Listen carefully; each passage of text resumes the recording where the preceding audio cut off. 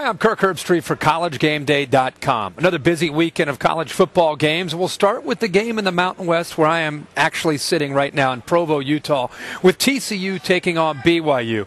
TCU comes into this game thinking about this. They already knocked off Virginia on the road. They knocked off Clemson on the road, both in the ACC, BCS conference.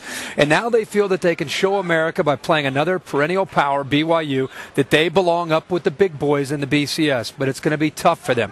Gary Patterson always has a very physical and athletic defense. They come into this game relying on that and hoping to create a lot of pressure for Max Hall, the BYU quarterback. That's the matchup that if you're going to have a chance to watch this game, Max Hall against TCU, can he be able to throw the football, and also can he get some help from Harvey Unga and running the football to take some of that pressure off? Should be a great matchup in the Mountain West Conference. Let's look at Tennessee and Alabama in the SEC. Alabama, I think by everybody's standard at this point, setting the bar in college football the first 6 weeks of the season.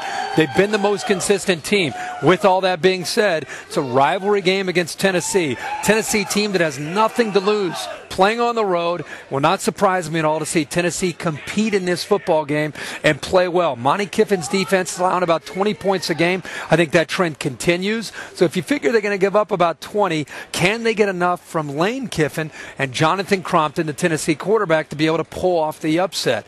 The only way they're able to do that is if Crompton can get on the outside throwing the football with play action and bootlegs. But oh boy, it's going to be very tough against this Alabama defense. I think Tennessee keeps it close, but I think Alabama eventually has just too much talent, and playing at home, they'll win a close game there. How about Texas and Missouri in the Big 12?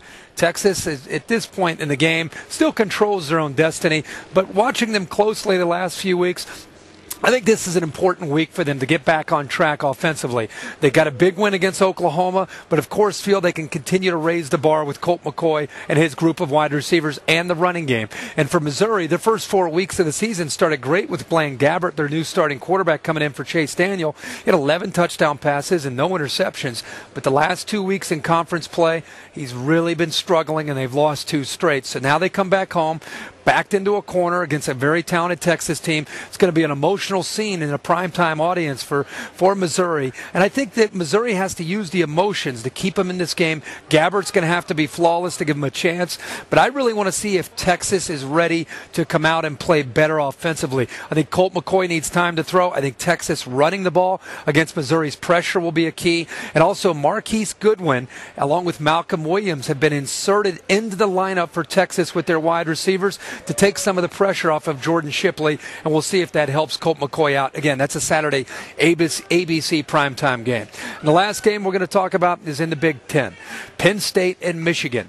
Since Penn State has joined the Big Ten Conference, if there's one team that's been a thorn in the side of Joe Paterno, it's been Michigan. Even when Joe has clearly had a better team, Michigan oftentimes beats Penn State, and at the very least gives them a great game. So we move into 2009, and that's exactly where we are. You look at this game on paper, you think this is an easy win for Penn State.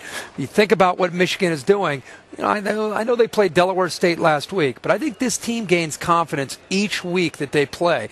And I think that they match up very well in a unique area because of the psychological factor.